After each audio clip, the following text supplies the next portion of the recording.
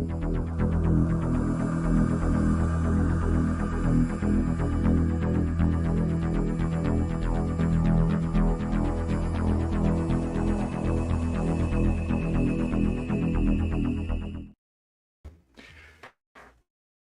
ladies and gentlemen. Welcome to the show. I'm your favorite paranormal investigator, Tim Sudano, here with you. Welcome, welcome, welcome. Today we'll be talking some ghost stories from the files of Paranormal Insight.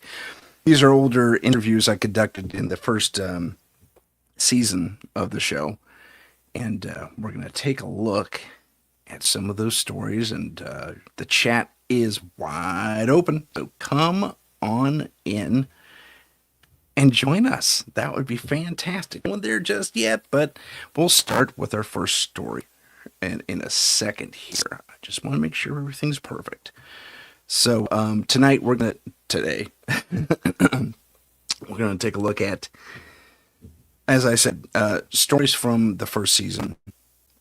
Some of the best ghost stories and paranormal insight related stories and scary related stories from the first season that really tickle a lot of people's fancies. I mean, they really get them intrigued and involved and all that fun stuff. So, without further ado, I was waiting for people to jump in the chat, but that hasn't happened yet. So we're just going to start telling the stories. It's okay. The first story comes from my friend Stuart in our first season. Stuart worked at the Disney store, and he was a manager there, and managers get special access and progress. And as he's about to tell us, he learned of a few different things regarding the haunted mansion. And I think maybe even the Pirates of the Caribbean, if memory serves. I haven't looked at this clip in its entirety in a very long time. I just kind of queued it up to where the story was. So you and I will both be surprised. I'll be down here in the corner, if it lets me. Technology can be fun. Hey, Heidi's on with us. How you doing, Heidi? Good to see you. Fantastic. Thanks for joining us from Boulder. I was just about to start the first ghost story. And once again, this is from... Tell us a story about what he... Oh, okay. I was about to say, this is from my friend Stuart regarding the haunted mansion. Yeah, I'm glad to have you here too, Heidi. It's fantastic to see you here in the chat. So this first story is from my friend Stuart at Disneyland when he worked for the Disney Corporation. And here's that story. In theory, I hit play. Did I not do it right? It's advancing. The sound's on. Technology can be fun. Okay. So I'm going to close it and then go back in. Huh. Weird. Yeah, it's not having fun. Okay, maybe I'll have to tell you the story then. So let me bring myself a little more front center. So we have it's reloading apparently, so maybe I can shove it back in there. Solar weather is crazy today. This is true. We might be having some difficulties with EM and RF interference today. I think our one of our solar cycles is flaring right now. So, my friend Stuart gets invited to go on a very special behind-the-scenes tour of the ride or attraction, better known as an attraction, I guess, of the Haunted Mansion. Cool thing, we all know it. We've been there, and if you haven't been there, basically there's a haunted mansion, and it's a whole attraction. There's even an underground bit where most of the ride actually is, and then you go above ground again at the end. So you go in. There's an elevator, big elevator, cargo type elevator that goes down, lowers you into this section, and then you hop into these. I guess they're buggies. They're supposed to be old horse-drawn carriages, like buggies. But Not quite. So I'm gonna try and see if Stuart can tell us the rest of the story real quick here, as it thinks and still thinks. This is silly that it's not working. Oh, this is so embarrassing. Anywho, um, so let me get out of this. So it's being led by the guy who actually designed most of these elements for the haunted mansion. I mean, the guy who designed the haunted mansion, or at least one of the big guys who designed it. And they go into the mansion, and they go in through the this little side door. So if you know where the main line is that leads up to the front door of the mansion, you're gonna there's this little side door for VIP access, and that's where you go. If you haven't, you could skip the line. You just jump right into the buggies. You miss some of the nuances of the whole cargo elevator and the stories being told on the elongated paintings. If you've been on the ride, you know what I'm talking about. And instead of finding in the buggies, they hit the maintenance path. So the maintenance path takes them in the opposing direction. So the buggies go one way, and the maintenance path takes them the other way. And they're walking around, and they're seeing all the ins and outs of the haunted mansion, how the holograms work, and basically, if you know anything about old school illusions, it's still used to this day. It's called this is called Mary's box, Phantom box. Heidi, you might be able to help me out with this. It's that illusion where you have a pane of glass, but the real action is shown on the glass, and it looks like a 3D hologram dancing around. It really isn't. Well, one of the first little tidbits we caught is if you look real carefully at one point along the ride as you're passing the ballroom, there's a little spider web there. Well, that's because someone brought a BB gun in one time and put a hole in it, and the Imagineers could not replace these huge slabs of glass because it's one slab, and it's before the roof got put on that they installed this slab of glass. So what do? You shatter the illusion? No, the Imagineers, as they call themselves, painted a natural spider web, drew a little spider in the middle, and it's there to this day. So fun little tidbit. Next time you go down there, you can look for that. So they continue on, and someone says this is the corridor where we see we call him Janitor Dave or Janitor Dan or something like that, Dave or Dan. And the thing is, Janitor Dan or Dave hasn't worked here in 50 years. I was like, oh, okay. So everyone's looking for Janitor Dan or Dave or whatever his name is in there. Yeah, there's a big creep vibe at especially at the haunted mansion because it is full of some weird stuff that's happened there. Excuse me. So everyone's looking for Janitor Dave. No sightings of Janitor Dave, but they do come to the section where the fortune teller is, and a few people, their guide stops and says, now, some people have felt something here, other people have seen something here, and they're by the fortune teller thing. Well, behind the fortune teller scene is a maintenance area, and there's also a couple of peoples, because people like to, in the past, have forced the bars on the buggies, or slipped under them, or they go running off, and so they have to stop the ride, pull the people off, make sure they don't damage anything, or take knickknacks. That's happened a few times, according to Stuart. And they they have to. So they said, but the one thing is, most of the stuff there, and if you're a paranormal investigator interested in this field at all, you're gonna go, oh my goodness, when they were putting everything together to build up that scene, they have actual witchcraft books, grimoires, old school books from 100 years ago. Some of them are full filler, but some are legit real human skulls. Actually, not a thing. I did not realize that you can display human remains, I guess, in the skull form. Totally legal. Didn't know that.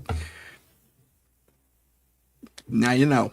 Anyway, so they had a real cat skeleton, real human skull, real books on the occult, and all the stuff there is of that era when seances and fortune telling were the rage, and way beyond what it is now. But you've seen the old movies, and especially the older black and white 30s, 20s, 30s movies that are typically silent, where they have the seances and stuff like that. Even the recreations of today, pretty spot on. But they had actual tarot cards from a reader. They had that chair that I think it moves slightly. Maybe I'm wrong.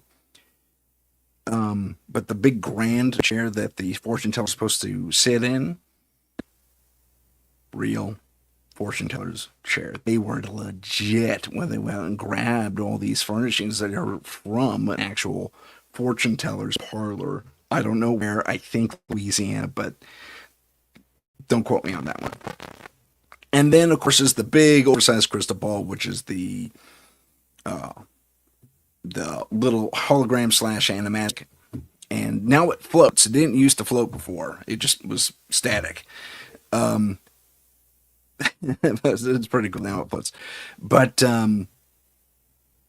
so they're getting a tour, and they hop one person. I think was it Stewart himself.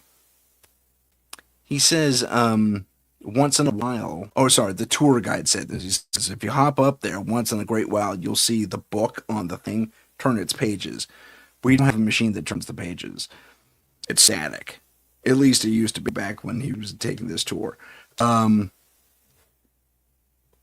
Yeah, Heidi, all the stuff in that mansion is from the day when it was supposed to emulate that era.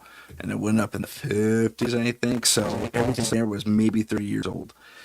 Heidi asked a fascinating question. I'm going to star that so everyone knows what the heck I'm talking about. Hey, it didn't show up.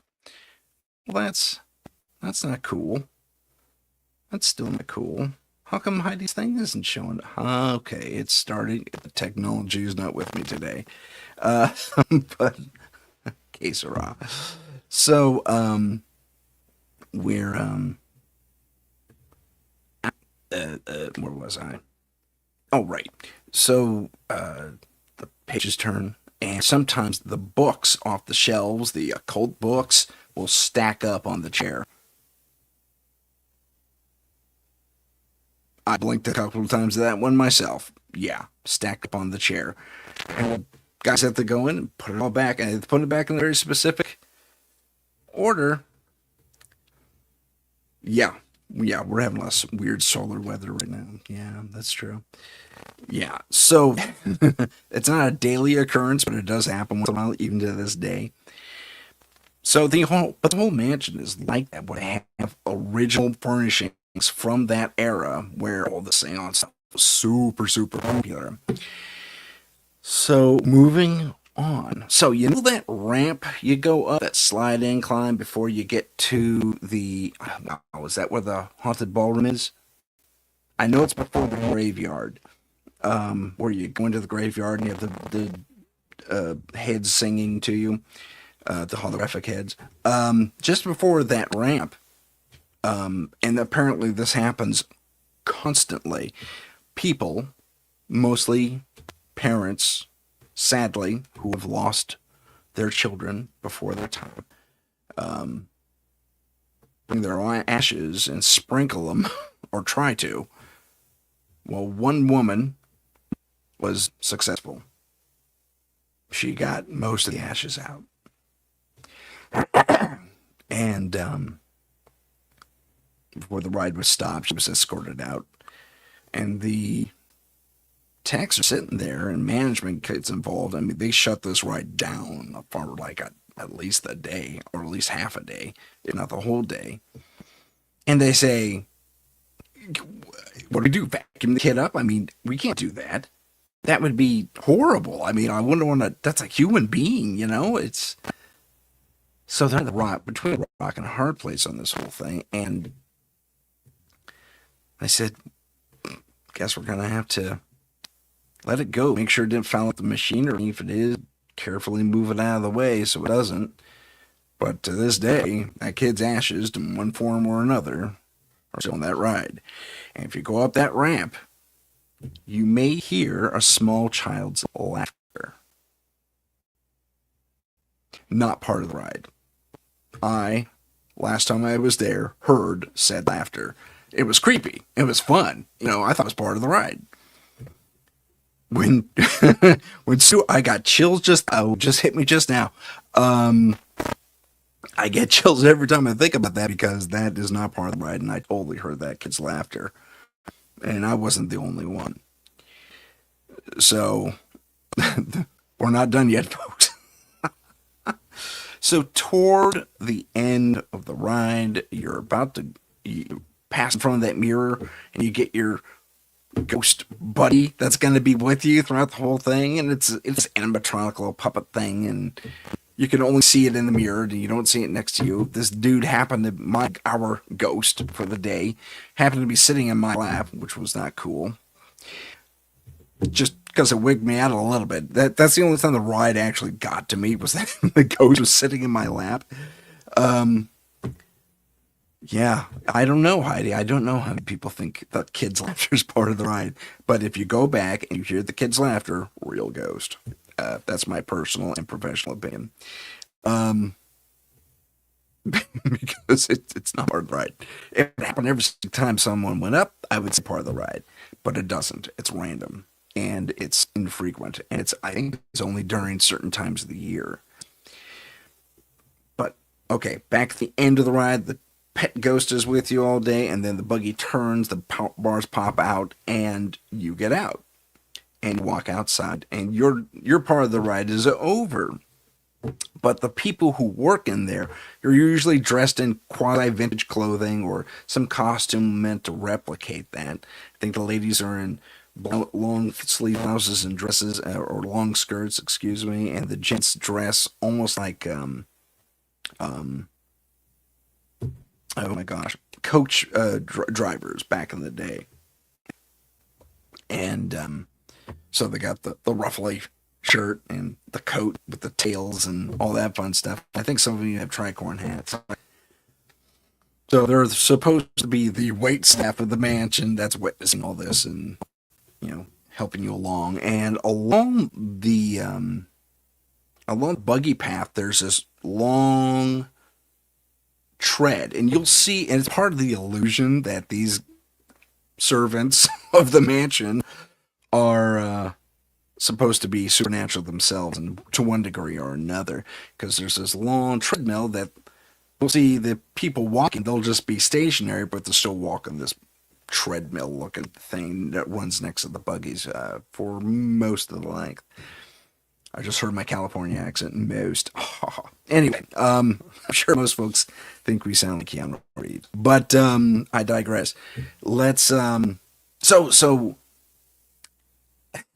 more than one of those workers, Imagineers there who work the haunted mansion have seen, I think his name was Seth.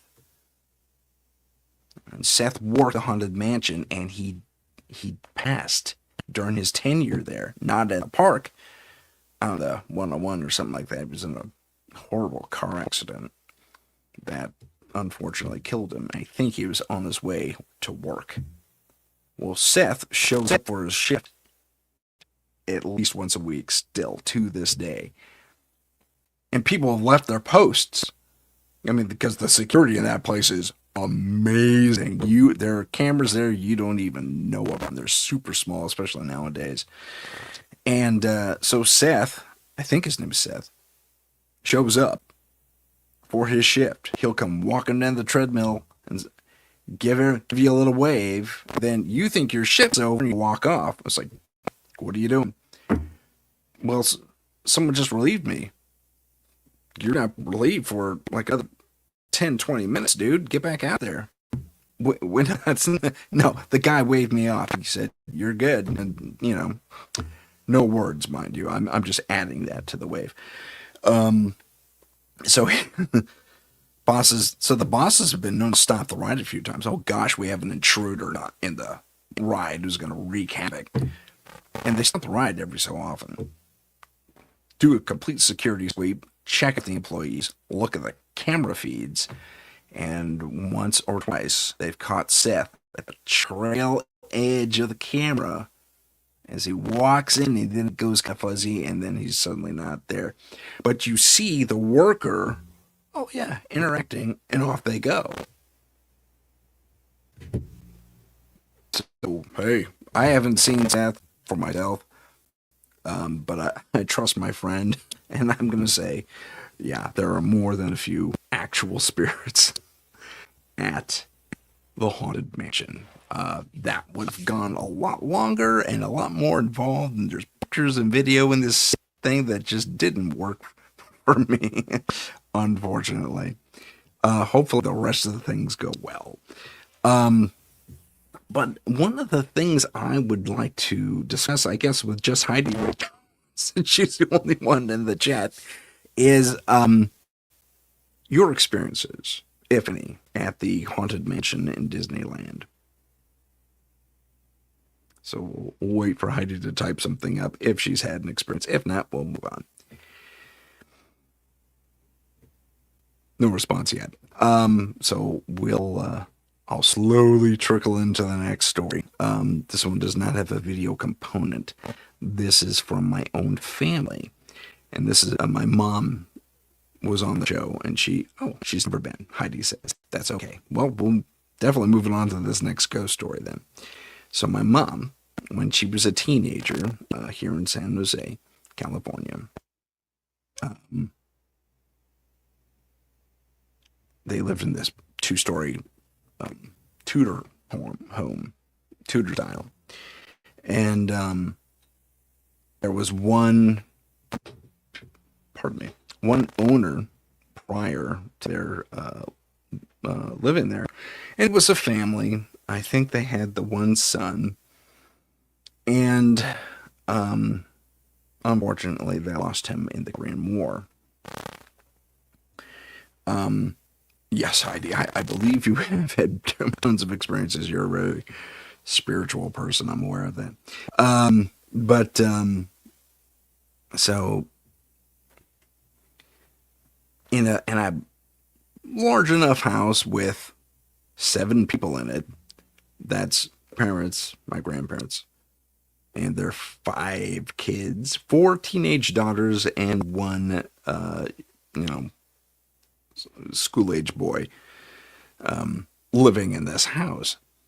And my mom gets up, uses the restroom one night, and she hears on the stairs, kind of rapid. And it's like, oh my goodness, someone needed a snack super bad. And the way the footsteps landed, it sounded like her mother. She thought it was my grandmother. And so the next thing he says, what, were you in a hurry? Were you like super hungry last night? What's going on with you? I heard you on the stairs last night. And Grandma looks at my mom, says, I don't know what you're talking about. I was in bed all night. It's the first sound sleep I've had in a while, as a matter of fact. It's like, oh. You sure? Because I heard, it sounded like your cadence or your footsteps going up and down the stairs. Really fast, too. I don't go down the stairs fast, you know that. And it's true, my grandmother was very cautious about going down these steps. Because I think at one point I'm drawing a blank now. That, as to whether or not my mother had fallen down those same stairs and bruised her tailbone. I think maybe that happened after the fact. But the stairs weren't exactly super safe. And there was a time where there was a rug landing, and they took it out, and I don't know why, but they did, and I think maybe that was the lack of, made up for the lack of safety in that house, or contributed to it rather. So anyway, my mom's kind of puzzled by this, and she says, "Are you really? Because it sounded just I don't run up and down the stairs. It wasn't me. I was in bed all night. Leave it alone." I said, "Well, none of us were up. I was the only one up, and I went to the bathroom. It wasn't my younger brother. I went by his room. He was sound asleep." And the my grandmother rather, she says, "I've heard that same thing before myself. Now that I think of it, and I always thought it was you kids, but it didn't sound like it was too fast." And yeah, just like, it wasn't any of us last night. So puzzling to thinking about it, and I've heard that thing during the day, and I've heard it at night, and the only thing I can think of, if you believe in that sort of thing, she says, is it could be, I forget the family's name, but it could be their son. What do you mean? Oh, well, he was shot and killed in the Korean War, and they sent his body home, and ever since then they had occasional ghostly interactions like that. Not her words, those are mine, but they had weird, strange interactions in that house, up and down those stairs, and it does kind of sound like a man, that, but because it's so fast. And my mom is like 5 foot something. Fast as they may be back in their youth, they kind of took the stairs slow because it was, again, the runner was taken out early on. And so the stairs were wooden and kind of slippery, and so they took their time. But it was, I don't know, like a male cadence, like just the rapidity of it. So yeah, I was thinking the same thing. He came home with his body maybe and didn't realize he was gone. Maybe he thought he got a Purple Heart and a ride home. And that's what Heidi's saying. She asked about residual energy. Let's see if I can post her thing again. Oh, maybe if I hit show, that'll help. Yep, there it is. I hit the wrong button before, Heidi. I'm terribly sorry. But yeah, that's very possible, and I think that's pretty much it. I think he came home and stayed there because the residents after my grandparents moved out have reported similar things. Interesting stuff. So yeah, it's very cool. Very cool. Let's also look at, let me try this one more time with another piece. This is my friend and paranormal partner in Scary, me talking about his UFO encounter. Thank you. I'm glad you find it intriguing. I wish there was more people to enjoy this with. I think they find it very fascinating. But let's see if we can get the story of Henry and his UFO to work. Investigating. Over the years, Henry and I would encounter people with alarming cases, to say the least. Shadow people, poltergeist activity. We even caught a Bigfoot case one time. But the thing that surprised me most is that we had our own UFO case in our back pocket for years. The eyewitness was Henry himself. In 2007, before we had started Scary, Henry, as he would later disclose to me around 2015, recounted that he saw quite up close, in the pre-dawn hours, a UFO. As was the case with many of our stories between one another, this story happened in the car on the drive either to or from a case some distance from where we lived. And that's when he told me about the UFO he would later call the Twilight Arrow.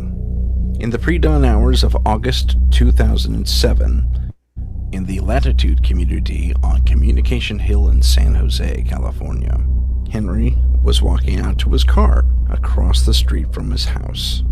Now, typically he parks in front of his house or in his garage, but he had just moved into this facility, couldn't find a place in front of his house, so he parked across the street. Sorry for the strange glimmer caught the corner of his eye. As he turned to look, there he saw a more or less triangular craft. To borrow a visual, if you're a fan of Stargate, you may know of the ship classification known as an Al-Kesh, a bomber type. Basically, take the pyramidal Al-Kesh, give it a very smooth skin all the way around, and you're pretty close. It's the same basic shape as Henry would describe it, except for the front, where the nose cone should be. It's split and had two forward-facing canards, similar to a speeder bike from Star Wars. And the craft itself was roughly the size of a Harrier jet, so approximately 25 feet long. The craft was silver metallic except for its bottom, which had a unique glow to it in the hue of aquamarine as it hovered there.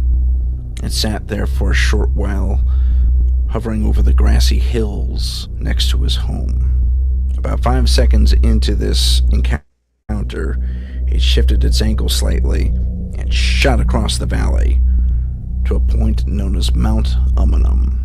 Now, from where Henry lived at the time, Communication Hill, to Mount Umunum across the South Valley of San Jose is 9 miles as the crow flies, or as the UFO cruises, I suppose. By Henry's recounting, this vessel covered 9 miles in 1 second, perhaps less, where it disappeared over the horizon. Of all the things that popped into his head, Henry said, and I'll never forget this, I really want one of those. He was just in awe of this craft. He thought it looked nice, had a good shape to it, and its maneuverabilities alone would make traffic a breeze.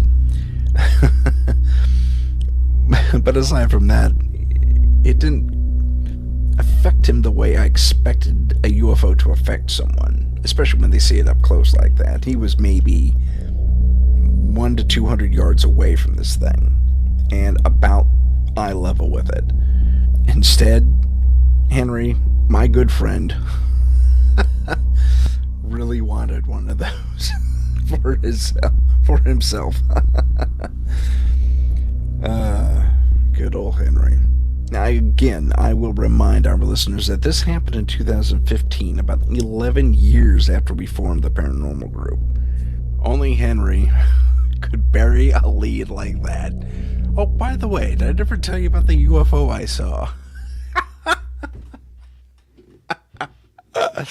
Oh, man. He is missed. Yeah, that's Henry. My apologies for the static. The playback was not that clean, unfortunately. When it was, I had older, really kind of crappy equipment back then. And yes, Heidi, she said she loved it, and she loved one too. I have to admit, it's a clean looking craft. It really is. My amateurish 3D rendering there was, for the most part, spot on. Like I said, it had those forward canards, like on a. Oh, it sounded clear. It was kind of staticky on my end. I'm sorry, but yeah, it had those forward canards, and it was that I couldn't make that happen in 3D render for whatever reason. But yeah, I mean, he sat on that for decades.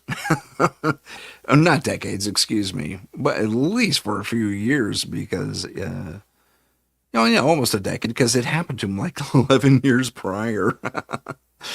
Oh my goodness. And that was my buddy Henry. That's just the way he was, man. He didn't consider a lot of things paranormal. And if something odd did happen to him, he'd say, well, that's neat. I wonder how that happened. Instead of, which is great.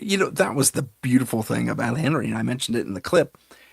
He just had that mind that just wanted to dissect a situation versus react to a situation. So his lack of emotional response to given stimuli uh,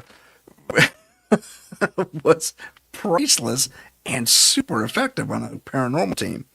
Because I would be taken aback. I would be, speechless and pointing. But Henry said, "Huh, look at that. It's neat." That's exactly the pose you take too. You go like this and stroke his little beard, and he had a little soul patch over the years. And he would just launch into the whole scientific and empirical evidence thing. Henry was a hoot, great friend too, fantastic person, and this world is a little dimmer for him not being in it. Yeah, no, you know what? Heidi made an interesting thing here. She says, when she does investigations or at least experiences these things, and she does try and step back, and you wonder why things happen the way they do. Yeah, debunking is definitely part of our job as paranormal investigators. That is how you get to the truth, by eliminating the obvious.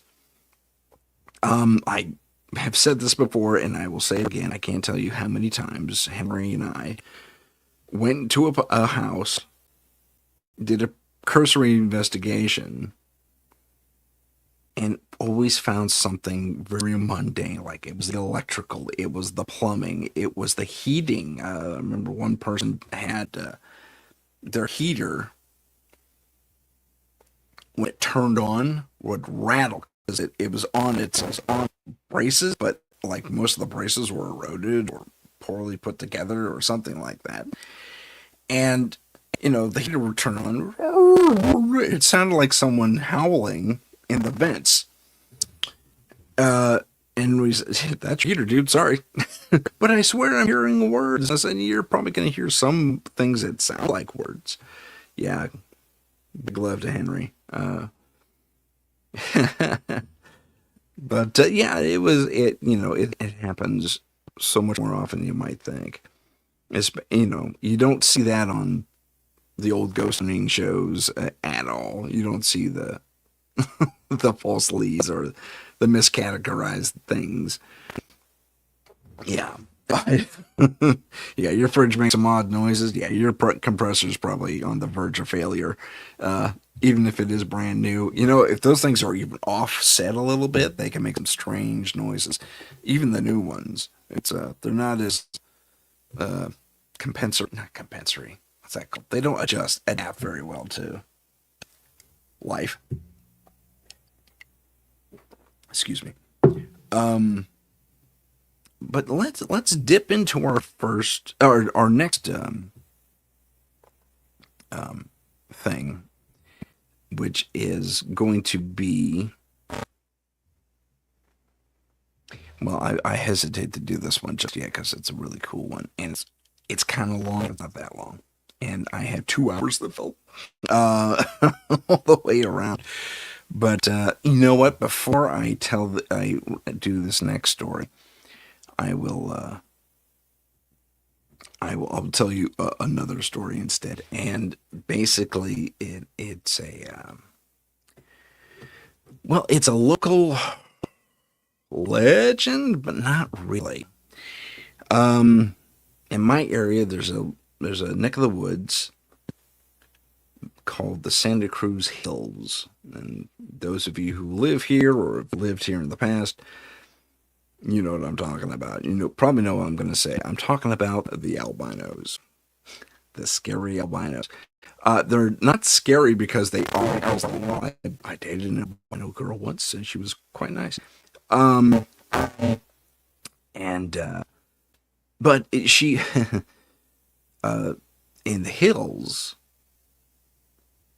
there's been a legend about these occult-like albinos. They only come out at night. They're very vampirical in the legend. Not that they suck blood, but they will attack people. This is the legend only. There's nothing documenting this. Um, but they were reported to attack people, drag them away, and depending on which story you've heard, they will either eat you or yeah, I know that gets rough quick. Um, they're cannibalistic, or they will keep you as like I don't know how to put this delicately mating fodder. I guess you know doesn't matter if you're male or female, and if they need extra people, you're mating fodder. The funny thing is that doesn't make sense to me.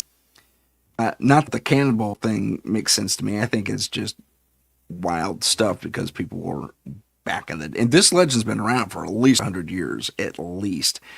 And 100 years ago, there was a functional mercury mine up where they're currently supposed to live, and actually still do live. There was and I know this because someone, a brave, I don't know how brave, but a realtor was trying to sell a chunk of property up in the hills there. And this is along the infamous Hicks Road, like the very back end of the Santa Cruz Mountains hills.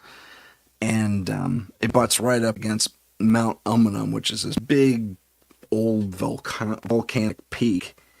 Actually, it's like a vent, but it's a big vent because it's a peak and it has this little radar tower that the Air Force used to use. But Heidi beat me to the punch on that one. Yeah, yeah. Very, very much so. New strangeness tidbits. Yeah, good stuff. So I don't really buy into either. The mating thing would negate their albino-ness, and they seem to be a tribe of albino family, apparently, that have always lived up there. Now, a realtor was trying to move someone or inspect a space for development because I guess a developer said, "Yeah, there's someone living on our property. Can you check it out?" And we sent the cops up there. So, being a local lady, she says, "Yeah, okay," and brings a cop with her. And there's a few photos online, and I didn't have the presence in mind to bring them with me. But up Hicks Road on there's this observation point you can get to on Hicks Road. It's pretty cool, actually. But if you start going down the hill from there, toward the, I'm sorry, I got get my bearings straight. Toward the north side of the Quicksilver Range, there's a a road that it splits off to the peak where the observation point is. This is a lower peak above, way below Umunhum, I should add. But if you keep going down, there's just it's just pine trees. It's forest, man. Forever.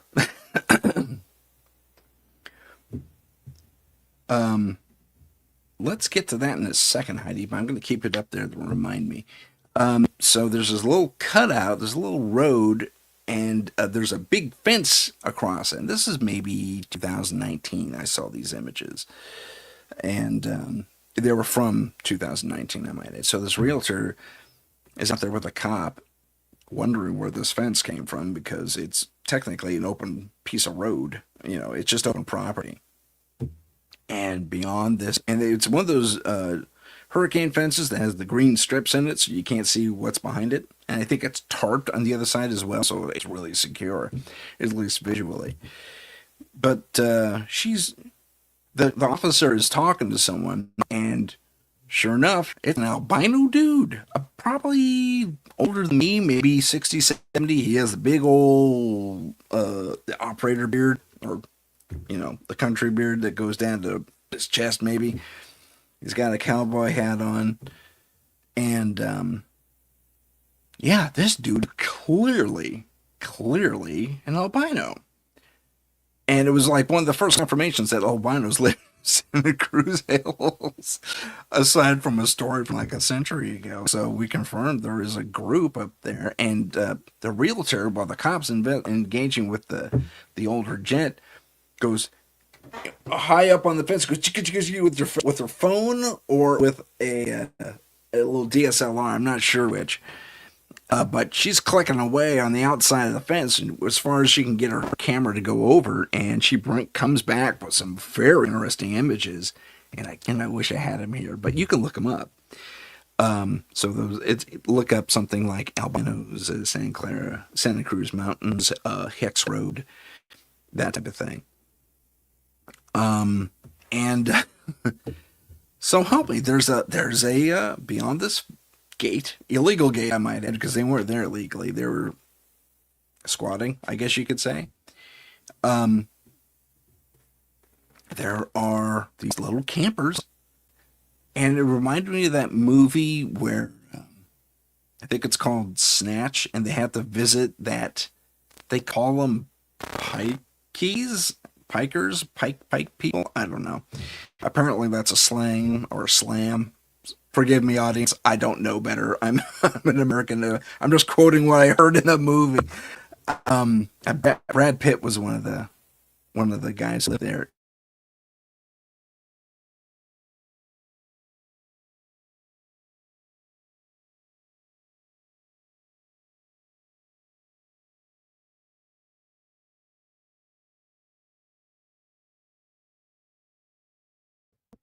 Okay, I guess we're back. The signal went away. Sorry about that.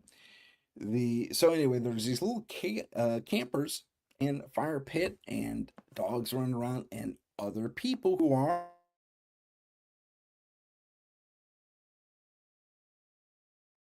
I was I was super surprised by all that. So yeah, yeah, excellent. Thank you, Heidi. So Heidi made an interesting um, posit, and it wouldn't surprise me, especially from centuries back, that they were outcasts from the town way back when. Well, it's very possible. I mean, they took pretty much all comers when it came to mining mercury, and probably including albinos, and maybe they were outcast. And it's like, no, you're too weird to be around us. You go way over there and don't die. Don't let the bears and the mountain lions get you, which we do have, not in abundance. They don't come near the town that much. But in fact, I don't recall a mountain lion sighting close to town, at least for the last maybe 20 years. And certainly no bears, not this far down. Anyway, um, yeah, Heidi, that's a good theory as any that they were outcasts and just stayed outcast. Um, one thing that struck me though, and maybe this is just a sad condition of their living environment, but they all look super skinny, like like they needed a sandwich in the big bad way. Like ribs were showing on some people. Um, so I was a little concerned for them, to be honest. But yeah, the albinos of Santa Cruz are actually proven to be, at least to one degree or another, an actual thing. I don't think they were cannibals because they're, like I said, they're kind of skinny and they look like they were kind of hungry, maybe. But yeah, that little camp, that one snapshot that a real estate person nabbed was informative. Shocking, informative though, because they were living pretty lean, fat of the land, maybe. I don't know. But I'm sure they had to do some hunting of some sort. I mean, the thing is, you have these vans not vans, not caravans. They call them caravans and trailers that run off propane. So someone's going into town somewhere doing something in order to maintain the propane. Um, so something tells me someone's working, someone's got a job, someone's somehow providing enough for these people to survive on. Because I have to admit, I'm not too far from where they're located. Far enough. I mean, maybe as the crow flies, 10, 15 miles. Um, but I'd go shopping pretty close to where they are, just because the nature of my layout, everything's pretty close there. But I mean, it's a major hub of activity, and maybe they want to avoid all the gawking looks and everything, stuff like that. But I've never seen an albino person in the stores. The only albino person I have seen and interacted with was someone I went to high school with, and we dated briefly. Uh, so, yeah, I was thinking if they are feeling shunned, um, yeah. Hmm. Geez, she did. I'm reading her post. She says, I was thinking they were shunned. If food is scarce for them, they may have to, do some hunting. Then I talked about big cats and bears, and they said they had. She said they had a big cat coming to their elementary school the other day. Holy crap! Yeah, yeah. Yeah, I think you're right. They're probably tradesmen to one degree or another. I've never seen them at stores though. I mean, that doesn't mean they don't exist, aren't shopping in the area. It could mean they're living off the land. But yeah, and they're getting cash for certain things. And Amazon delivers everywhere now. Who knows? I don't know if they're still in the same place. Uh, it depends really. Um, and then Heidi also added she has similar experiences with Amish Mennonite in Kansas. I thought you were in Colorado. But okay, I get what you're saying. You travel. So, yeah. The thing is, some certain people are just not welcome, or they feel, especially in this day and age, I can't imagine that certain prejudices from a century back last. Not in this day and age. Even if our government says DEI and then what's that other thing called? Affirmative action or bad? Uh, oh, I see. You went to high school on Kansas. Gotcha. That's what Heidi just told me. I'll put it up there. Um, yeah. I mean, I agree. We have to operate under a meritocracy. If you have the skills and the background and whatever to do a given job better than anyone else, yeah, you're higher number one. I don't care where you're from or what your background is, as long as it is viable to the work I need done on my job site. I'm just saying, I'm not a contractor, but as if I were a contractor, I was, best person for the job gets the job. Back in the day, there could have been some prejudice at play, and maybe they were aware of that and just did trade stuff, um, like very much like Mennonites do and such. So good stuff. Um, beg your pardon. The hold on. Sorry, you didn't need to hear me coughing. I think while I get rid of this coughing jack, we're gonna take a quick 80-second break and do a little station identification if I can find that. There it is. So we'll be back in just a little bit. This is the United Public Radio Network, 107.7 FM in New Orleans and 105.3 in the Gulf Coast. UPRN talkradio.com. Esoteric programming at its finest. Our symbol, the trident, gifted to us by the priests of Troy Xenos centuries ago when one of the first monster hunting teams out of Corinth battled a contingent of Vrykula Cass that had infested their temple. After the victory over the monsters, the head priest declared, "You are three lances acting as one, not unlike Poseidon's mighty trident of light. That would become our name, the Trident of Light, for the good we did, and still do, against the dark evils of this world." Available at Amazon Books. Follow us on Instagram at paranormal.insight. Stay informed on upcoming shows, ask questions, and see what chilling paranormal stories we're following. Don't forget to follow us on YouTube at paranormal_insight. Click the live tab to see our latest videos. That thing always glitches on me. Welcome back, everyone. We're back in here on the UPRN. This is Paranormal Insight, and I have Heidi in the chat with me. She has said something kind of interesting I want to share with everyone. She says, "I have found in rural areas your skills and money don't compare to your last name." Interesting. Regarding your reputation or advantage in that town. That's her experience, though. Maybe I am just plain old spoiled. I mean, I'm from a state that California. I'm from a state that kind of really took to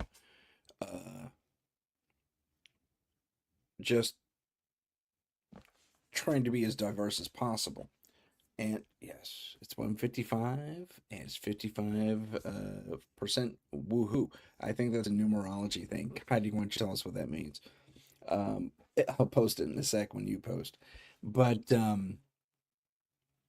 there's something to be said for being a little more meritorious about how you take in workers, or like I'm a filmmaker, and it doesn't really matter what your background is as long as you can do the job correctly. Honestly, I mean, I might be a little, oh, perhaps naive in my way of doing things, but I have never found prejudicial action to be beneficial at all. So maybe there's something to be said for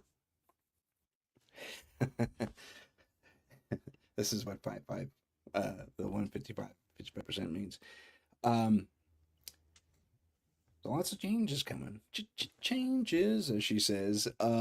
That's very funny. But yeah, the being married, I hate to get political on my paranormal show, but I find that being prejudicial is detrimental because you're gonna. It's like that weird old thought experiment where you may shun the one person who is going to be the next Einstein, who's going to take something and elevate it to such a degree that it benefits all of mankind. And that could have been a person that worked for you, but instead they're going to go work for your competition. And I've always had that in the back of my head. And it doesn't mean I'm looking to take advantage of people and their gifts. It means I am far more cautious and observant, chiefly that, observant about what the other person brings to the table. And that's all I have to say about that. To borrow from that guy, Tom Hanks played. uh, uh, um, yeah, I can't remember his name all of a sudden. Anyway, yeah, yeah. Heidi kind of echoes what I was trying to say there. Far more succinctly, I might add. I do not do politics. Not left, not right. Just be in the know, man. Well, that's it's fascinating. You mentioned that because I tend to do the same thing. But maybe back a century ago, or even less now. Yeah, that wasn't necessarily always the case, and people were kind of, dare I say, superstitious about some things.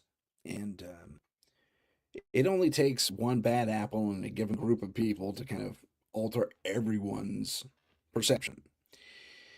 So I think maybe that's what it is. It was just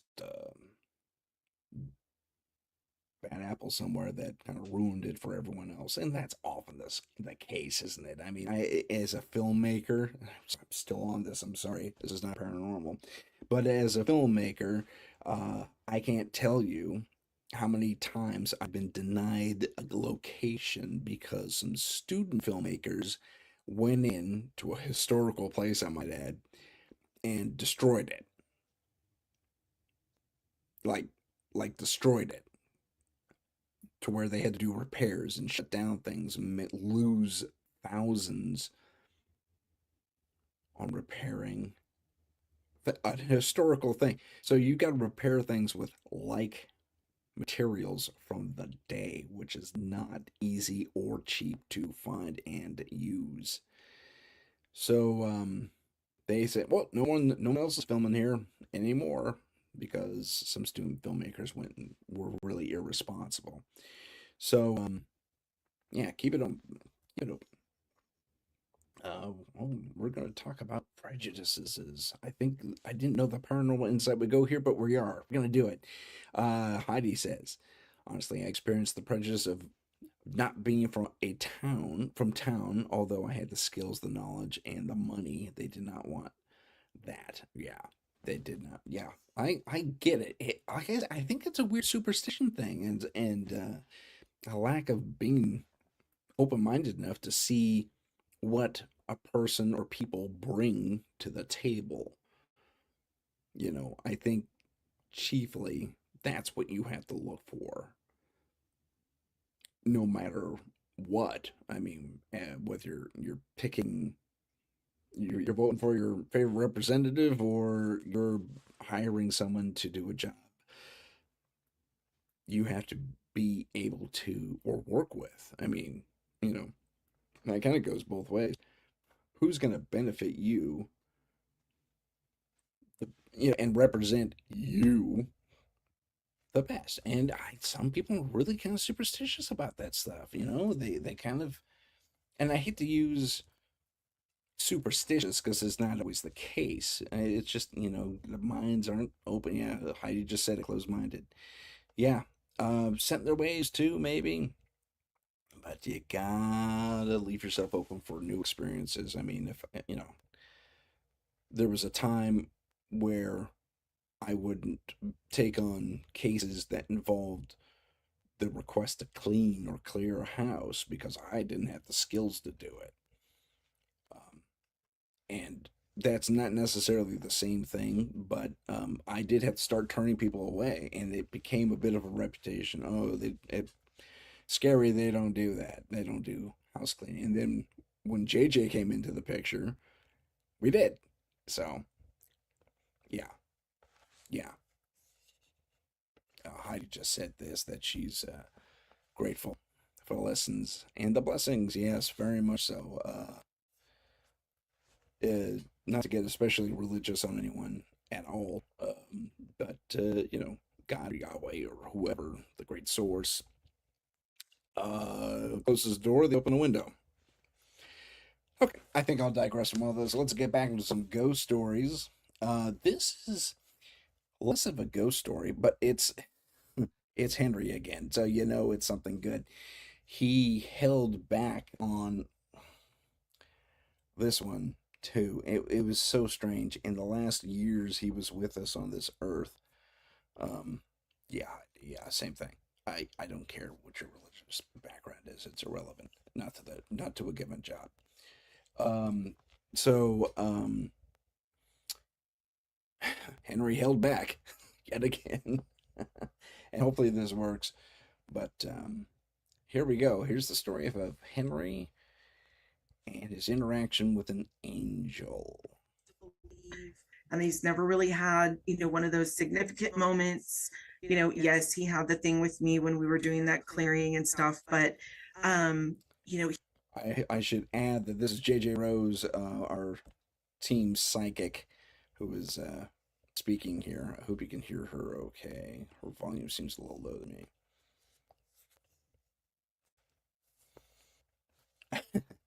So here we go. he wants one of those things like people who have that deep faith. Yeah. And so I randomly asked the question, well, have you ever had a supernatural experience or something that you couldn't, explain other than just with the team with us? Because like you have to be interested in this stuff somehow. Right.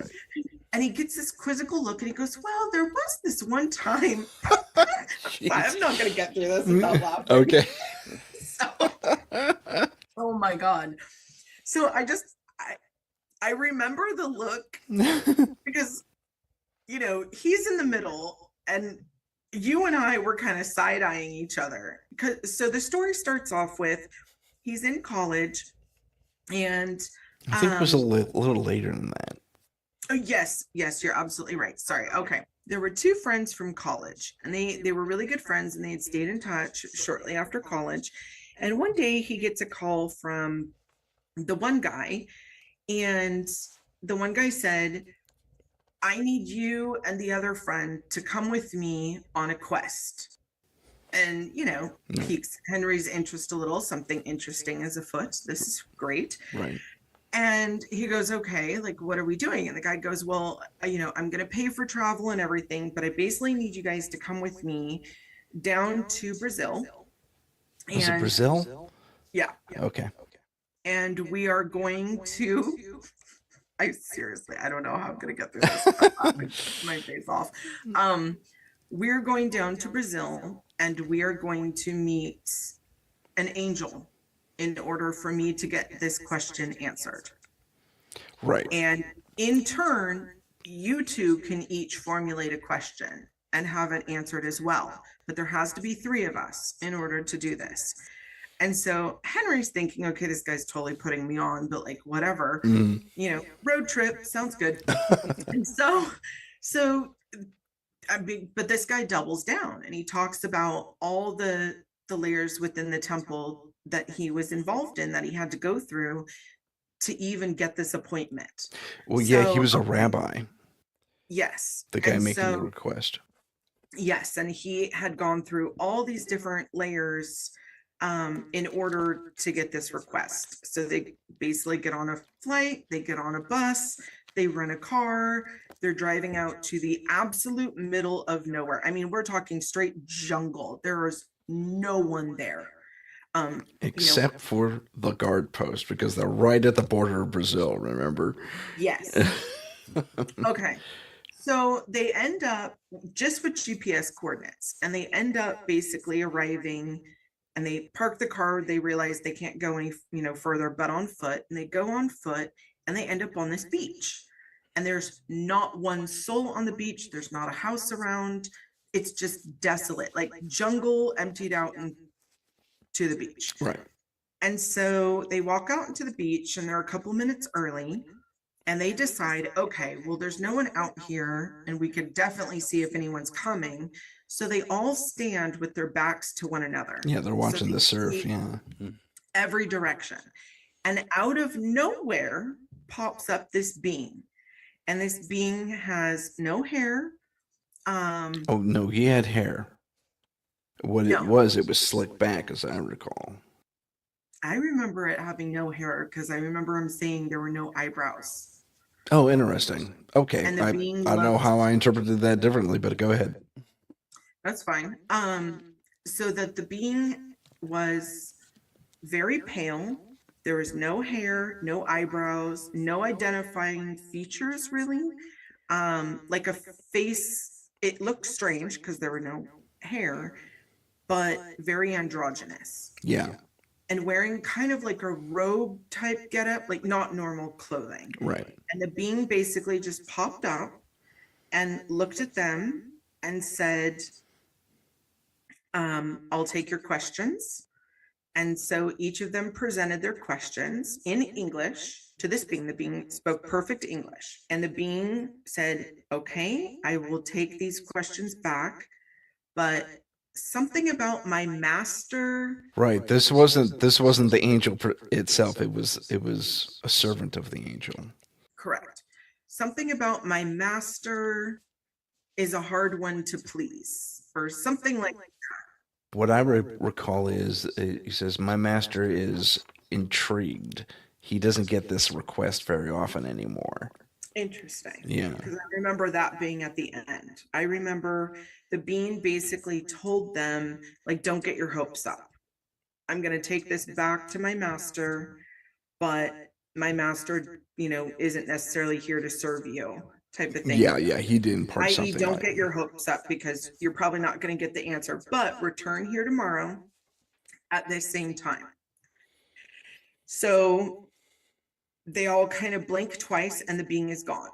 And they're standing in the middle of the beach. There's jungle, but it's a good, 300 yards away. Yeah. So there's nowhere this thing could have gone. And they're all a little confused and a little weirded out. Okay, so they go and they get lodging. They come back the very next day. They do the same thing. They stand all three back to back, looking all three directions, right? Mm. And they stand there, and all of a sudden, the same thing happens. The being just appears. And that's when the being said, my master was intrigued. He does not get these requests. Oh, okay. And the being came up to each of them and spoke the answer to their question in their native tongue. Yeah. Which, mind you, they had never said what their native tongue was, in perfect language. Zero accent. Zero accent. Yeah. But perfect diction. And all three of them, their native languages were different. Yeah. So there was And Israeli so- for the rabbi, and the other one was German, and So it Henry's was French. It was Hebrew, German, and French. Yeah. Yes. And then at the end, basically bid them adieu and off disappeared again. Yeah. So all of them kind of left dumbfounded, but they all got the answer to their question. Well, Henry's question was because he had been told he was the last of his line and he hadn't had children.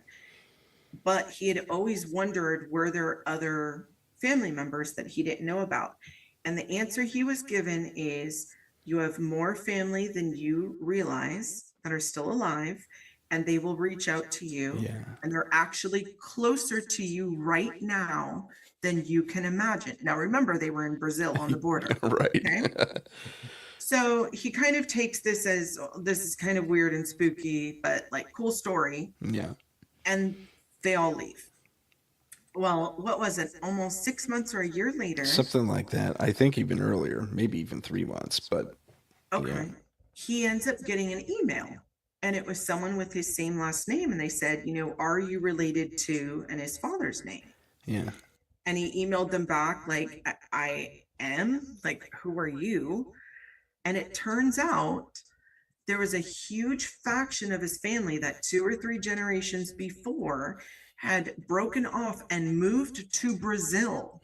And there were like 100 of them. Oh, more than that. Yeah. He found a whole wing of his family in South America. It was amazing. Wing, yeah, Just that amazing. he thought was lost, and he got in contact with all of them. Mm-hmm. So, I mean, miracle. Yeah. So the best part of this story, besides the fact that, he met an angel and had, this whole thing happen, that was insane enough. Uh-huh. But was you and we looked at each other because we couldn't even speak, right? I He's just know. telling the story so off the cuff. Yeah. Just like, oh yeah, this Blasé. happened. Yeah. And so blasé about the whole thing. And you and I look at each other and our eyes are like bugging Oh yeah, out we're of our faces. saucers for sure in our eyes. Yeah. It's And I remember amazing. just laughing, you and I just erupting in laughter, and him just kind of looking at us, like blinking a few times, like, why are you laughing? And I said, you're telling me you've never had an experience and you literally went on a quest to meet an angel and had the future told to you and it came true and you still have questions. I know, yeah. He didn't have all the answers, and that's what bugged him. That's how his mind worked. He never had all the answers on that particular quest. He never confirmed it was an angel. He never confirmed it was a seraph. All these confirmations. His engineer brain, like you were saying. So, Well, and here's the even weirder part. So, of course, me, 80 questions. Mhm. I'm like, well, who is this angel? How do people get an appointment with the angel? Why do you have to go to Brazil? And the whole story was apparently super high up within the Jewish tradition. There were certain rabbis who knew about this angel, Samael, who lived underground. Okay. was it a different angel? It wasn't a different. You It sure? was Samael. I remember because I remember I made him repeat it to me like 15 times. Samael. I was Interesting. made of questions when this happened. And it's funny because, a lot of stuff that's talked about right now with, biblical lore and the fallen angels talks about them being within the earth. Oh yeah. And at that time, because this is years ago, at the time, we didn't know any of that. Yeah. And then hearing this story, and I'm just like, dude, like, You didn't have an experience? What do you call that? I remember like Mhm. saying, can we make an appointment? Like, you can attend, like, we'll go. I'm down for a trip to Yeah, Brazil. I'll get my passport right now. Yeah, that was a fantastic experience on our part. That was really fun. Just to have, I still laugh about it. Just to have this straight laced guy, just I mean, downright anal. Like I said in the story, he just kept saying he had more questions than awe, you know, and interacting with a higher being, even a higher being's underling who apparently had some impressive powers of their own, um, was more of a curiosity than something that inspired awe. Yeah, uh, yeah, it's true, Heidi. The excitement during the telling was palpable. It really was. And Henry did, freaking Henry, man. I love that dude. I miss him so much. Um, yeah. So yeah, Henry's experience with an angel was by far one of the strangest things that ever happened, and I made it a scary case. And we have an interview of him somewhere, retelling this story somewhere. And I think, oh gosh, if we don't, I'm gonna be so mad at myself. But it's just one of those weird factors about, yeah, yeah, the one, yeah, I agree. Heidi said this. She first said that it sounded amazing. She felt the excitement and that the wonder, not the close. Yeah, it was the wonder. Yeah, yeah, yeah. It's a good way to put it. Uh, he was, I wonder. Yeah, and JJ, beg your pardon. I need a cough button. Um, JJ, our psychic, was, as she said, full of questions, and Henry didn't have the answers because he never fulfilled those questions himself. Otherwise, Henry being Henry, he was, oh yeah, this happened, that happened, this happened, because he was very detailed about all these different things. And to this day, I will have one point of contention in that story with my partner, JJ, um, paranormal partner, I should say. Um, yeah, it was that I heard a different name. I recall a different name, and maybe that's just the magic of storytelling. Uh, I remember him. I thought he said Raphael was the name of the angel we were supposed to interact with. Could be wrong about that. Samael, she said, okay. I honestly, and bad paranormal investigator, don't know the angels that well, the names. I know Michael the Archangel, and that's pretty much it. And then, you know, his brother down in the depths. That's pretty much it. Uh, Maybe I should do a little more religious study and get that anchored into my memory a little bit more.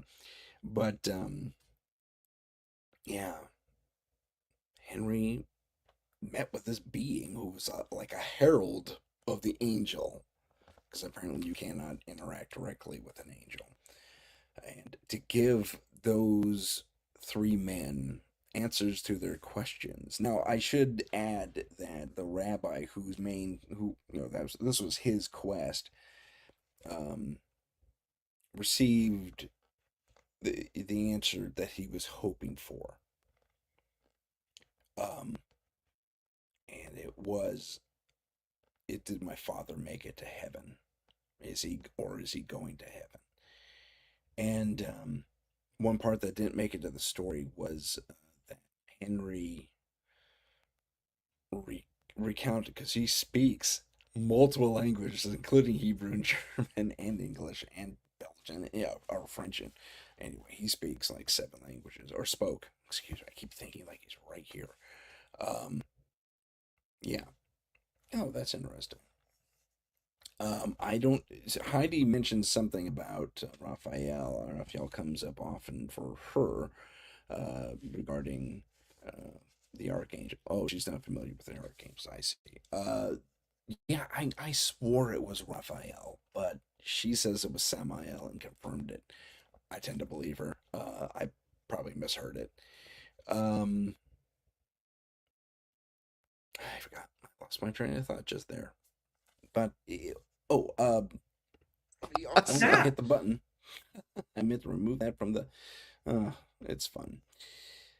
Yeah, sorry for the technical glitch there, but the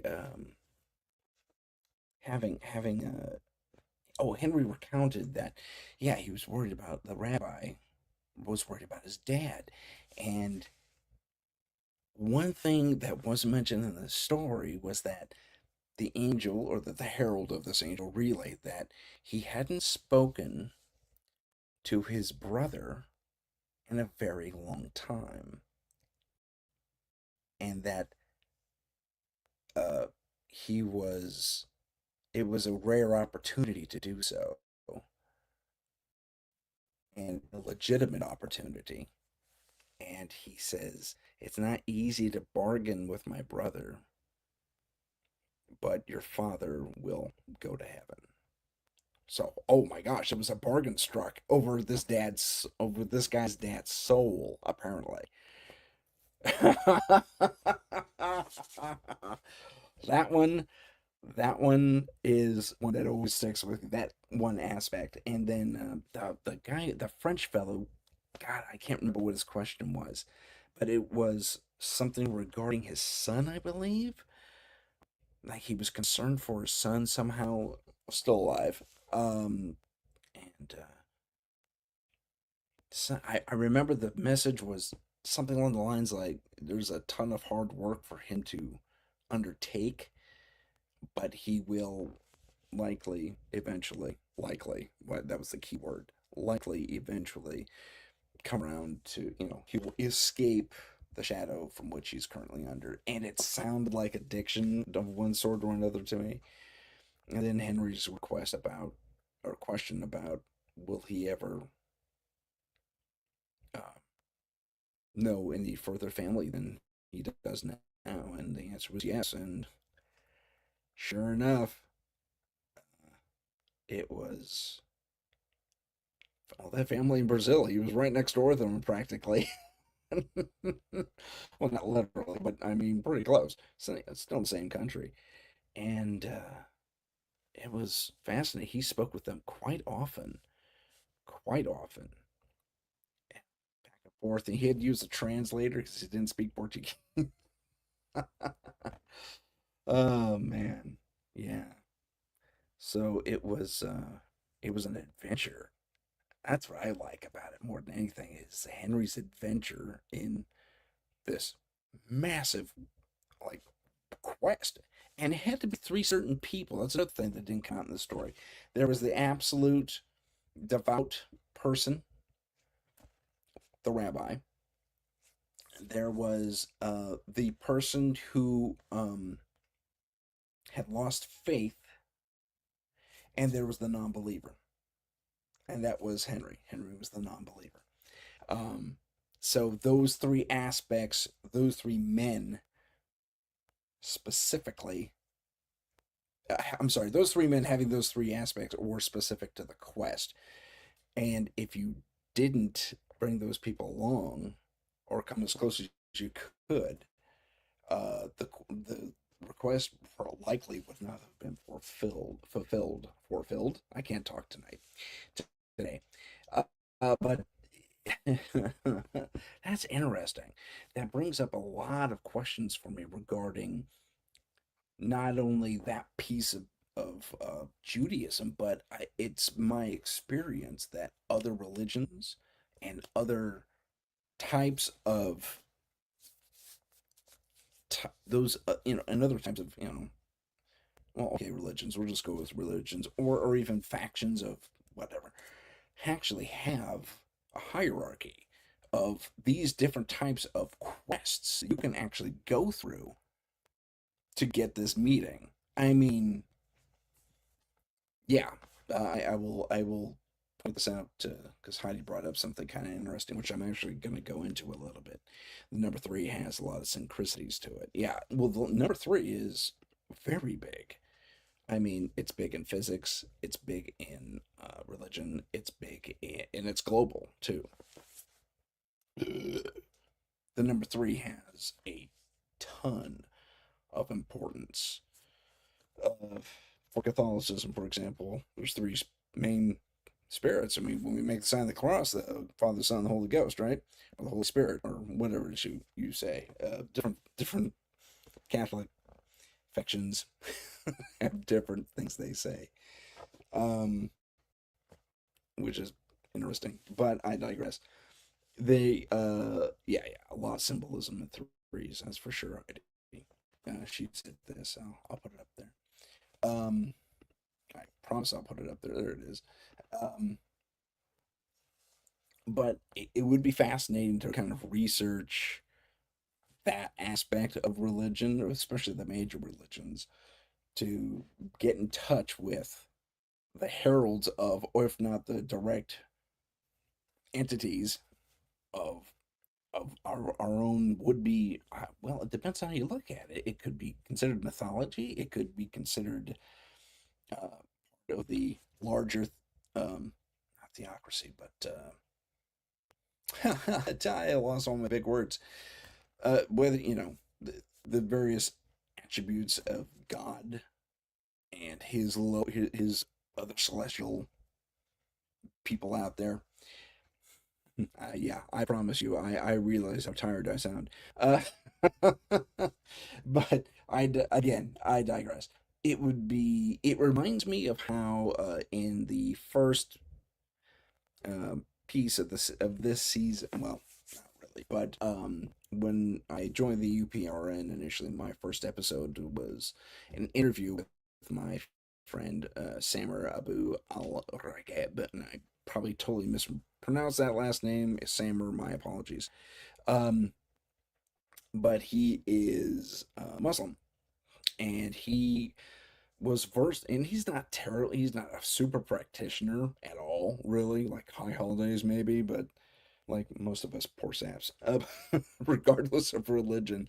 But it was he was very well versed in certain aspects of the Quran regarding the jinn, and one of the things that he noted in the Quran that the both the Torah and the Catholic Bible negate from their scriptures, even the older versions, well, not entirely, but for the most part, is there was no delineation of what's going on in hell, for lack of a better term.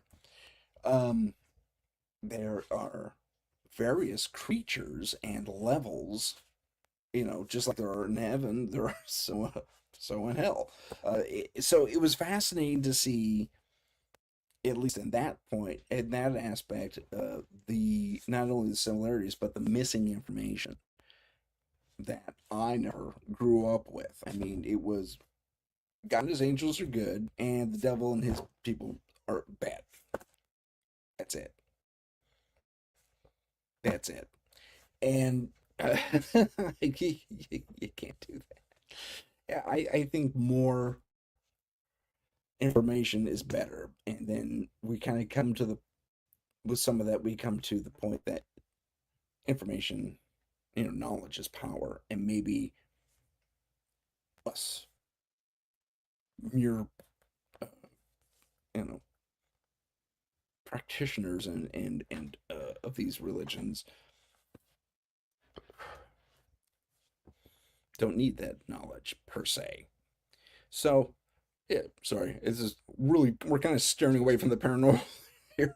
My apologies, but I think it's an interesting thing because we have a lot, and I've told the story recently that we have a lot of things that coincide with our religious practices. Um, I recount the story of how Henry and I, before JJ joined us, uh, went to that one house that has had everything. And big love to you too, Heidi. One of the things I noticed was every room had a little simple brass cross in it. Yet down the hallway, where all this mischief was happening, or at least funneling through, had these rather paganistic stars, five-pointed stars with other five-pointed stars cut out to them. They were paper lanterns. You could actually get them like Bombay or something back when that store was still around. At least they're not out here anymore. Um, but I mean, removing the symbology that we invest so much energy in, praying before the cross, for example, um, and other such practices, going to the Wailing Wall for the those who practice Judaism, um, and going to Mecca. Oh gosh, I'm so bad with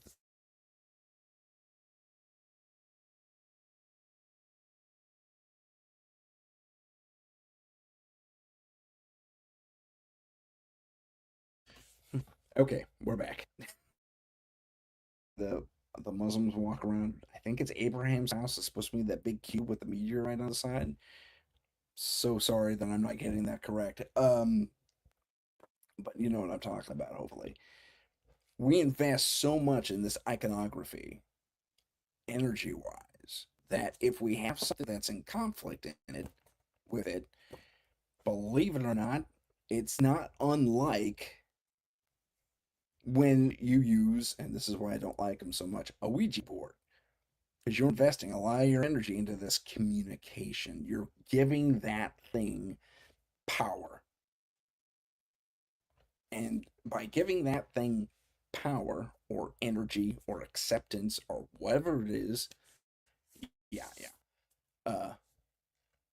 No, sorry, I glitched too. I glitched too. Heidi's, so don't worry about that. When we invest so much power and give these objects so much of ourselves, so much of our devotion, they are, in essence, not unlike the Ouija board, doorways, for lack of a better term. If not doorways, certainly portals. Some sort of there's a an allowance, if you will. There's a pass that's given for the metaphysical entities that related with these religions, related with these practices, that interact with us. And this is chiefly why I don't like Ouija boards, because no one knows how to use them correctly. And it's not like Mattel. Is it Mattel? I can't remember. No offense, Mattel. But it's not like the toy makers who put the Ouija board out and mass produced it, gave instructions how to practice things correctly. So, at least not to my knowledge, anyway. And Ivy adds this that, yeah, where, you know, where attention goes, energy flows. Yes, good way to put it. Um, and it does pay to be aware of stuff. Do not allow conflicting iconography and the ergo energy to really interfere with your space, especially if you consider your house under the protection of, let's say, God or the angels or um, uh, anything else like that in Judaism or Muslim practices. So what I'm saying is there's definitely some sort of interaction there, and you are allowing these entities to interact with you to one degree or another. Um, Especially when one prays. There was a study done not too long ago, and it's been repeated several times over the decades, um, going back, at least to the 50s, if not way earlier, where people who prayed or meditated or what have you were they had their minds measured and they had their bodies, measured. And when they went into that state of prayer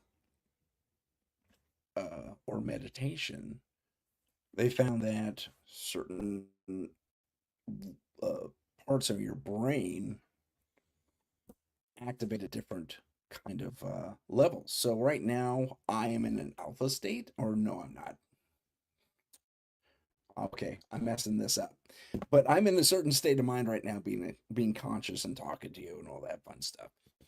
If you're more meditative, you go into a different state in your brain chemistry and brain the actual magnetic fields of your brain. We do put out a magnetic field as humans, and most living things actually, and it alters ever so slightly and it puts you into a different space, for lack of a better term.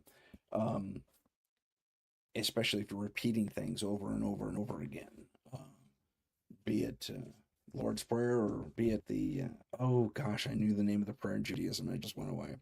Oh well, sorry, but praying or meditation, you're going to go through repetitive stuff in order to get you into that nice, easy breathing rhythm that puts you in almost trance-like state, and that is where you're basically putting stuff out. You're the radio antenna at that point. And yes, you can broadcast, but you can also receive. So are you receiving your fellow practitioners next to you in the pews vibes? Maybe. Um, but there's also something that was proven in a scientific setting where people were praying in groups. And I think First Earth Battalion did this to a degree, but they realized everyone synced up at one point, and it was almost telepathic, almost between these different individuals who were praying. And Heidi just gave me 100% on that. Uh, Thank you, Heidi.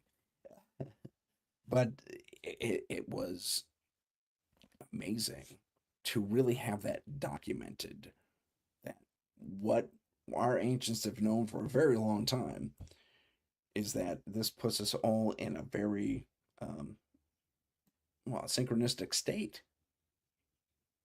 So you're out there in a group praying or meditating or what have you, and you are actually becoming part of a larger whole in those situations. And it's interesting if you could all focus on one intent. Oh, there's the key word, intent. You're going to actually see some interesting results across the spectrum, I might add, to the individuals in that group.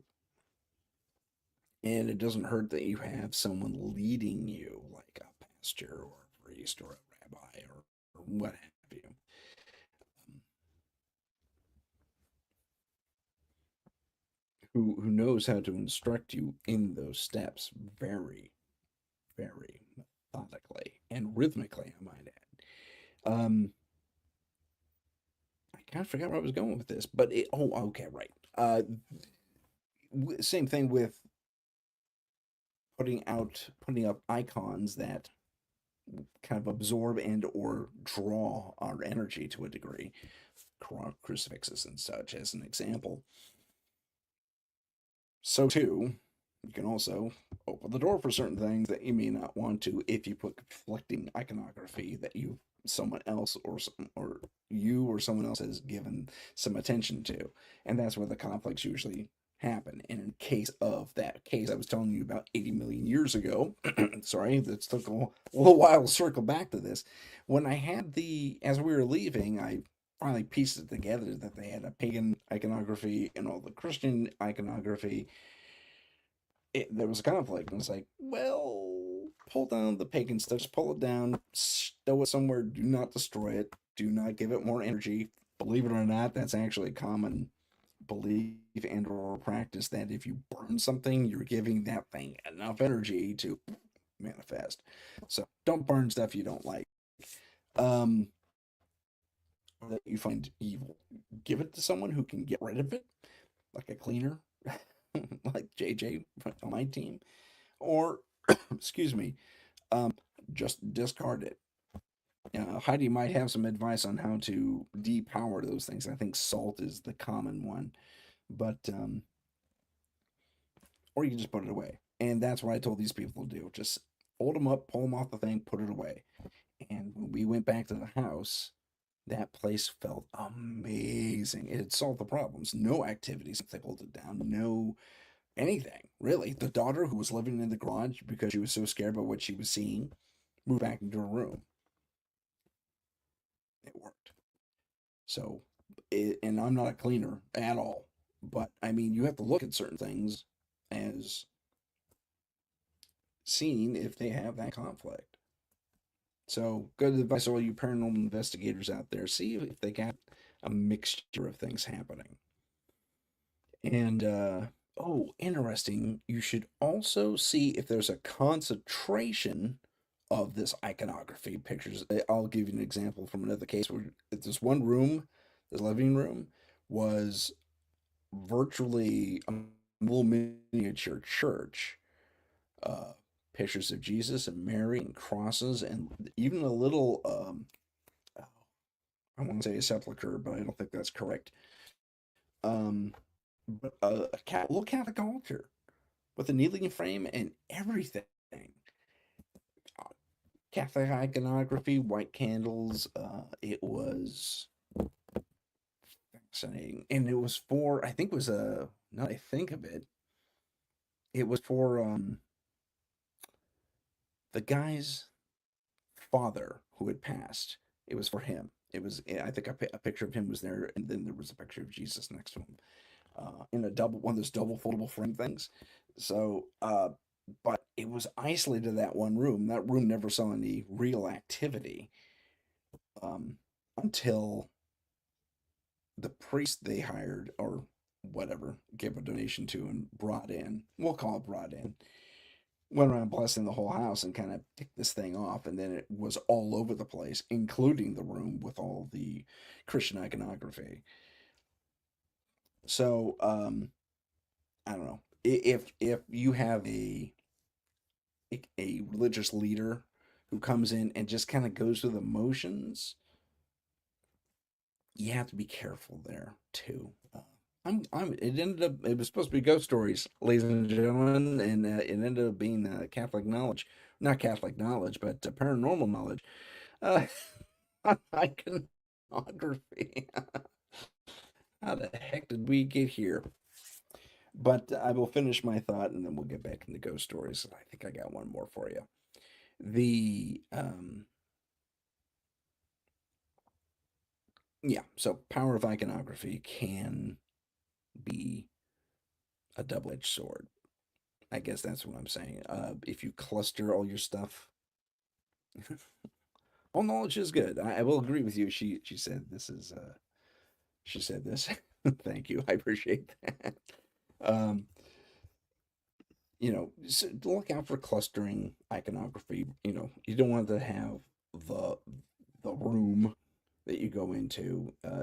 If you have the opportunity, if you have that much, and you're a believer, spread it throughout your whole house. Otherwise, you may encounter certain conflicts on a spiritual, metaphysical basis. It's just kind of what happens, at least by my experience. Um, so let's talk about that last ghost story. We have so like 15 minutes left. One of the larger, um, I guess, tourist draws is a a place called the Winchester Mystery House. Now, you may have heard of this. Several ghost hunting shows. Oh, thank you, Heidi. She agrees with me. From my last point, several ghost hunting shows have gone there, including I think Jason Hawes' team back in the day. Um, and they said, "Oh, I don't see anything here." A lot of folks said that. Well, my team went there. And we went there as tourists more than anything. It was just kind of a fun thing. We hadn't seen each other in a while. No cases really brought us all together. We kind of went our separate ways for a little bit. And I do have an extended team beyond JJ. So we all got together. And I said, you know, it would be fun if we go to a real haunted, a supposedly real haunted house and just see what we can see and feel what we can feel. uh, as I as I tell this story, I'll try and pull up some. Yeah, there it is. Some stuff. So we go to the Winchester Mystery House. It's gigantic. It is gigantic. And it used to have a lot more property surrounding it, but developers have bought up pieces over the years. And when you see the pictures I show you, you're going to see apartment buildings going up and all that fun stuff. And, okay. Um, so we're there, we're taking tours. Uh, I think we take the main tour. I wish I hadn't done that though, but we wouldn't have saw what we saw if we didn't do that. So this story contains a little bit of everything. So at the beginning, we start in the courtyard, for lack of a better term, of the main house. And this is Sarah Winchester's house. Now she got into spiritualism a little bit later in life after her husband died, and she had I think she had one or two go-to spiritualists that would always come over and give her readings and seances. And I think she held a few group seances once in a while. But she was, it's said, she was told by the spirits, the good spirits, to keep building, no matter what, just keep building, uh, keep adding to the house, keep, sorry, cough button, keep adding, keep building, keep, yep. Yeah, the spirits were supposed to have given her the basic layout of things. Well, I think they just told her, at least as far as I recall, and I just took the tour not too long ago. They said they were supposedly told her through this medium, not directly, not through any dreams or anything, but keep building in order to appease the restless spirits that her and her husband's legacy, which was the Winchester rifle that won the West, as they say, um, took a lot of lives, a lot of Native American lives, and it's a sad piece of our history, but the Winchester rifle still remains to this day as one of the most sought after weapons, at least on the personal market. But I mean, anyway, I digress. So, in order to appease these malevolent spirits, keep building. Give them a place to go so they don't bug you, basically, was it. Yeah, exactly. So it was basically an appeasement. It's like you get to share your riches and your stuff by building additional parts of your home that these other spirits can occupy. You're building a house specifically, or building sections of a house specifically to be haunted.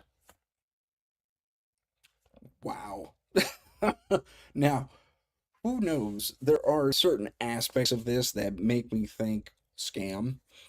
Had I been around back in the day, I would have been very curious to see who these spiritualists were related to. Were they perhaps related to the larger construction outfits? Maybe. Um, yeah, yeah, maybe. That's just one aspect that popped in my own mind. Now, mind you, on my background in private investigation and criminology are kind of what got me started, and what always get me started, I should say, during investigations. I'm very, very cop-like, for lack of a better term, in my when I'm first interviewing clients. Um, very matter of fact, I got my 30 questions and to start, and anyway. So, but that was always something that kind of bugged me. It's like, wait a minute. Did a recommendation come? I know who can help you build those extra parts of your house too. My cousin Reggie, as an example. I don't know who was who back then, but it. I suspect that was something along those lines. So anyway, we take the tour, and it's me, JJ, Sage, and Alex. Um, and we're out there, up there with like 10 other people taking this tour, and we go out of the courtyard through a quasi not a dining room. Was it a dining room? I can't remember now. But we basically walk through the house. So we're in the courtyard. We just take a minor little serpentine path, and we're back outside the house, literally on the outside of the house, and we walk in through what is it's next door delivery. It's a, like a like a workshop, I think. I think it's a workshop, and we learn about the windows and the stuff like that. And I'm going to pause my story right there to incorporate another Winchester House story, also told by Stuart, who told us, or would have told us, the Disney story had his clip working. Um, in this section, I recognized it because he mentioned a specific fountain that's there that has a crane coming out of it's a little metal crane. It's part of the fountain. He's oh, whatever. And when they were doing a haunted attraction there during the Halloween season, way back in the day, um, there was this girl in regalia, like the I should mention that the much like the haunted house at Disneyland in the Winchester house, they also dress in regalia more or less matching the era. So the lawn skirts, the ruffled blouses. The gents have the driver caps, the suspenders, and stuff like that. And Tactical College just posted something, and I'm not going to post it because I think it's a commercial. But anyway, the so that's what the tour guides look like, and the other staff there. They have dressed in costume. Well, during this haunted attraction, there was this one woman who's hiding in this right where we were at that little, I don't know, workshop area. The customers come through. Boom! She gets a scare out of them. She jumps up behind them, and she's in these rags and stuff like that. And after the guests leave, and they're all cowering because she got them good. This girl comes running back toward her, right? This other girl, and she looks panicked, like something's wrong, and she goes right past her and runs out. So she's going opposite the flow of traffic, basically, and runs out. And it's like, gosh, that looked kind of serious. The woman goes looking, and the other group's about to get to her, but she just kind of hides and lets them get in front of her. She gives them a quick booth and continues her investigation to see where this girl went.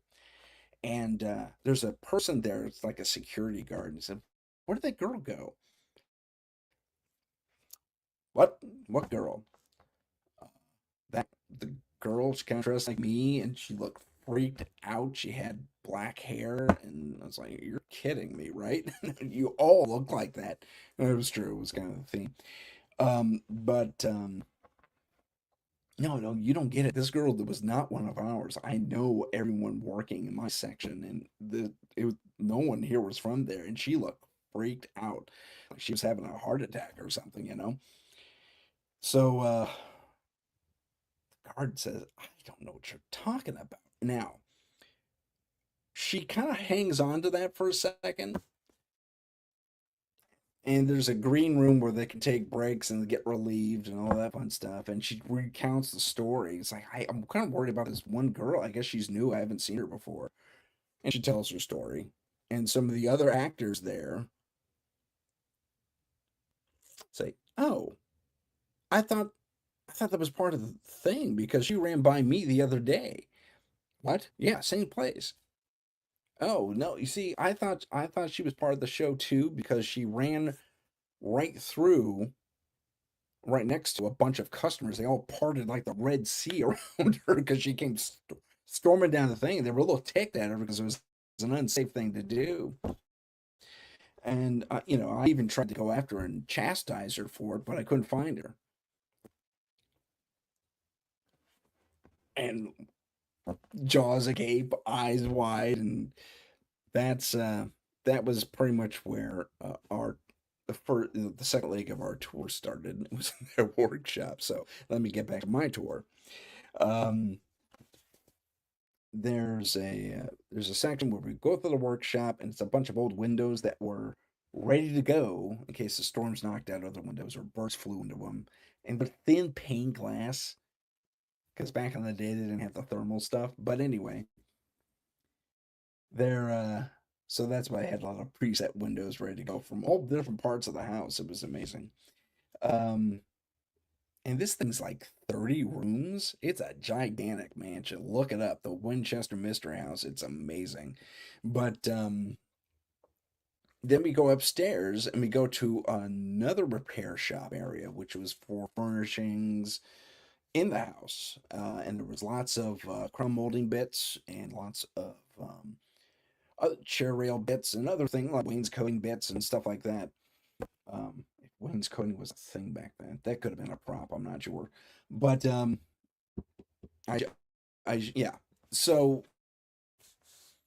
as we're all leaving, being the paranormal investigators we are, we're at the back of the group on purpose, and we're all wearing our scary shirts, and we're we hang back and we take some pictures here and there.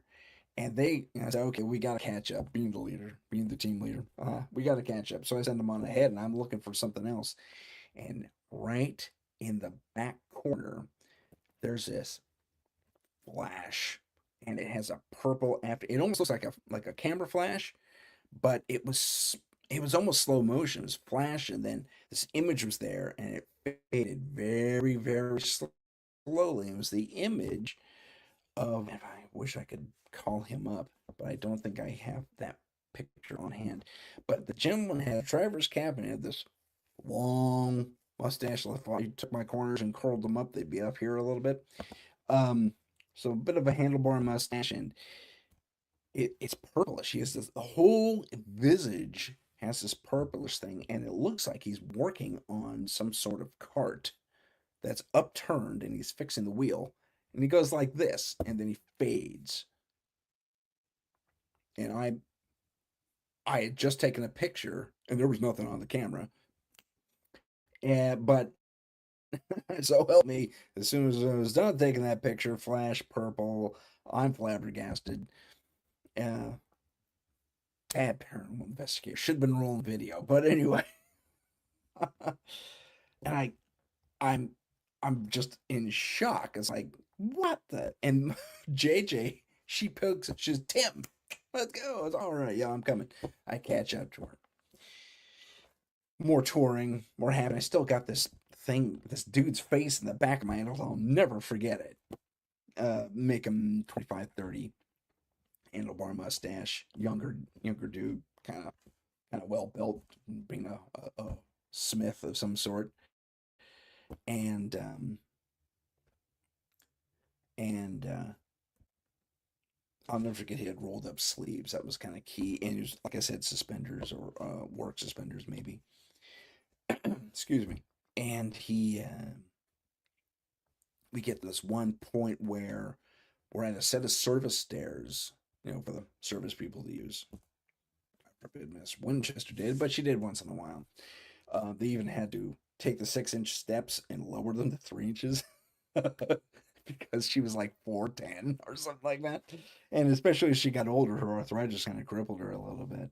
So they had to make all the steps a lot shorter. But in this one section, there was a standing report of people being, especially ladies, being harassed by one particular worker whose ghost was said to still haunt the area, that section. And we're a ways into the house at this point, and there's a picture there. And if you look carefully at the photo, one of our witnesses have ID'd this guy. Now I know what you're thinking. I think, oh, dude, it's the Tim. It's the guy you saw, right? No, it's a completely different dude. But 1, 2, 3, 4 people over is the dude I saw. And I wish I could pause things and show you that picture. Wasn't thinking it. I didn't think I'd tell the Winchester House story, to be honest. But and we are 17 seconds over, so we have to end it. I'm so sorry. We'll do a part 2 or a catch up or a short. My goodness. Thank you for joining us, ladies and gentlemen. I lost track of time, and we'll see you soon.